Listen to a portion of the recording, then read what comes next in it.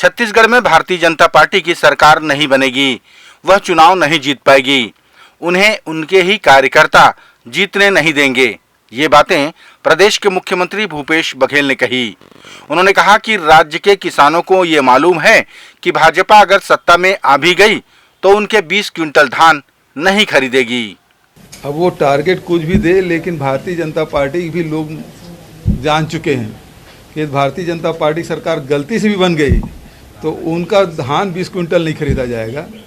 उसको 9,000 रुपये प्रति एकड़ के राजीव गांधी जो न्याय योजना है वो नहीं मिलेगा। गोधन न्याय योजना बंद हो जाएगा, वो सब जान रहे हैं और इसलिए भारतीय जनता पार्टी गलती से भी नहीं आएगी। वो भारतीय जनता पार्टी कार्यकर्ता नहीं जीतने देंगे भारतीय जनता पार्टी। दिल्ली के रोहिणी सेक्टर 16 के हरिओम पार्क में हुए श्रीमद् भागवत कथा ज्ञान यज्ञ में बड़ी संख्या में श्रद्धालु शामिल हुए।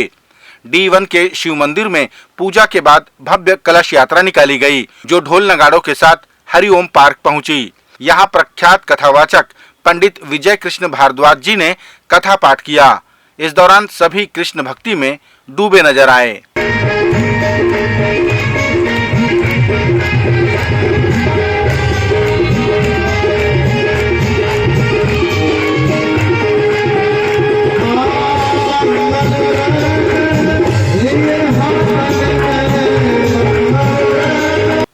इस पूरे आयोजन में श्रीमती सुनीता जावल, राखी गर्ग, भावना शर्मा, प्रेरणा गर्ग और श्रीमती संगीता जी के साथ B2 ब्लॉक के सभी सदस्यों ने 3 महीनों से तैयारियां की थी।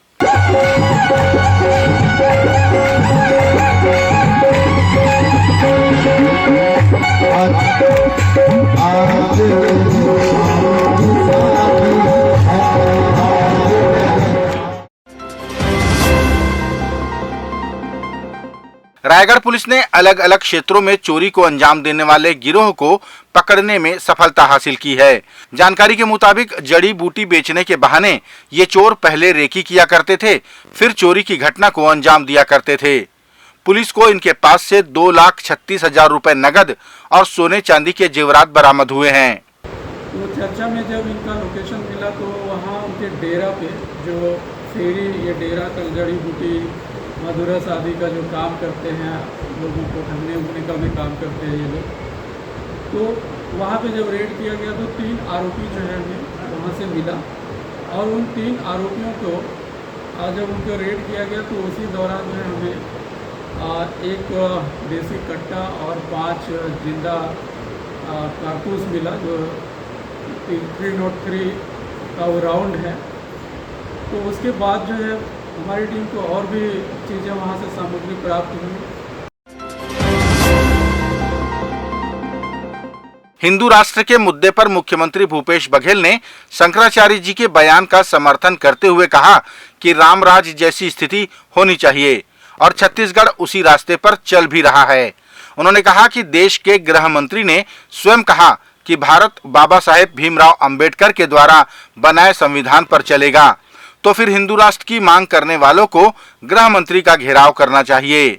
जब देश के गृह मंत्री जी एक इंटरव्यू में कह रहे हैं कि देश है वो अंबेडकर साहब के बनाए संविधान के अनुसार चलेगा, उसके बाद ये जितने भी हिंदू राष्ट्र की मांग करने वाले लोग हैं उनको तो अमित शाह जी घेराव कर देना चाहिए, क्योंकि वो ऑथेंटिक है ना। क्योंकि हिंदू राष्ट्र को छत्तीसगढ़ से लागू नहीं होगा या किसी और राज्य से लागू नहीं होगा, ये तो पूरे देश में लागू हो। देश के गृह मंत्री जी बयान दिए हैं तो उसके खिलाफ में एक शब्द नहीं बोले हैं। तो जो शंकराचार्य जी ने जो बात कही है बिल्कुल सही कही है। राम राज्य की बात महात्मा गांधी ने भी कही। लोगों को सपना, बड़े बुजुर्ग लोग बोलते हैं राम राज आना चाहिए, जब कोई अच्छा काम हो जाता है राम राज उतर आया है, ये कहते हैं। तो एक आदर्श स्थिति है राम राज्य के और छत्तीसगढ़ सरकार उसी समय चल रही है। छत्तीसगढ़ भारतीय जनता पार्टी की प्रवक्ता व विधायक रंजना साहू ने एक बार फिर छत्तीसगढ़ सरकार को शराबबंदी का वादा याद दिलाया और घेरने की कोशिश की।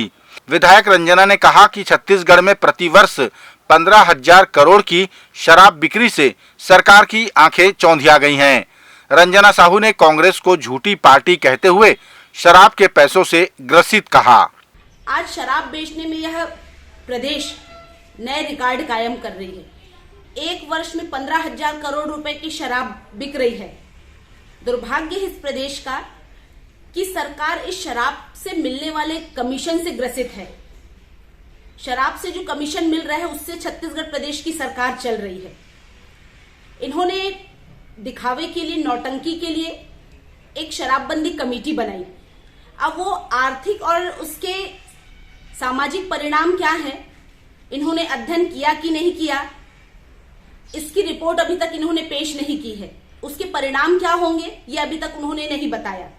तो केवल शराबबंदी के नाम से जो कमेटी बनी है ये केवल नौटंकी कर रही है। आज प्रदेश की जो स्थिति है, लगातार नए बार को परमिशन दी जा रही है, पर्यटन स्थलों में शराब बेची जा रही है।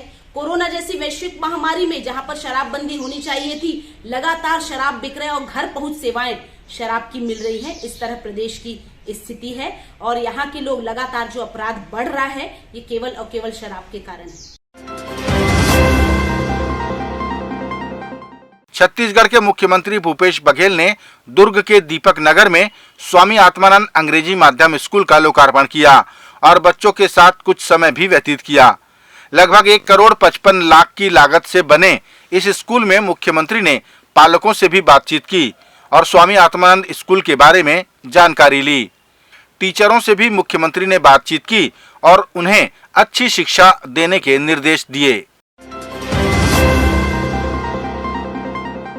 अखिल भारतीय कांग्रेस कमेटी की महासचिव प्रियंका गांधी वाड्रा 13 अप्रैल को जगदलपुर में एक कार्यक्रम में शामिल होंगी।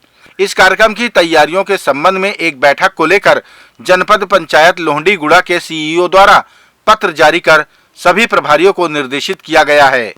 इस पत्र को लेकर पूर्व मंत्री केदार कश्यप ने आरोप लगाए कि प्रियंका गांधी वाड्रा न ही विधायक हैं, न ही मंत्री और न ही सांसद, तो फिर जनपद द्वारा उनके प्रवास को लेकर बैठक कैसे की जा सकती है।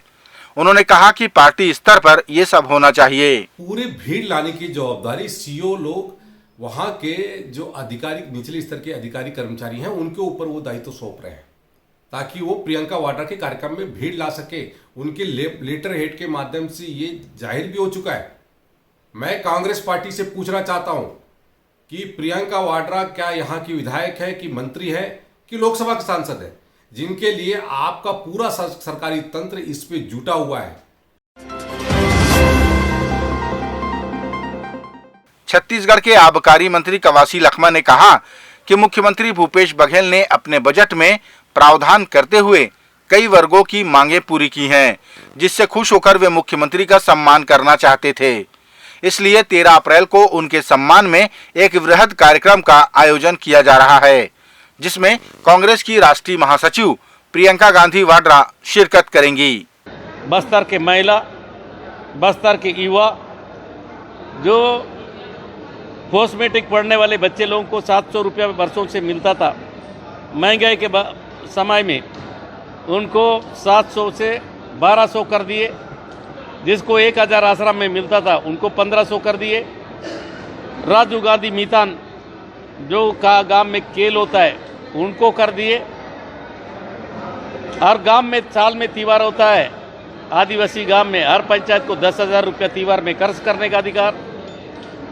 और हमारे जो पैसा नियम वर्षों से पेंडिंग थी, तो पैसा नियम लागू करने वाला मुख्यमंत्री को बस्तर में आदिवासी लोग रहते हैं, इसलिए समन करने के लिए 13 तारीख को डेट फाइनल हुआ है।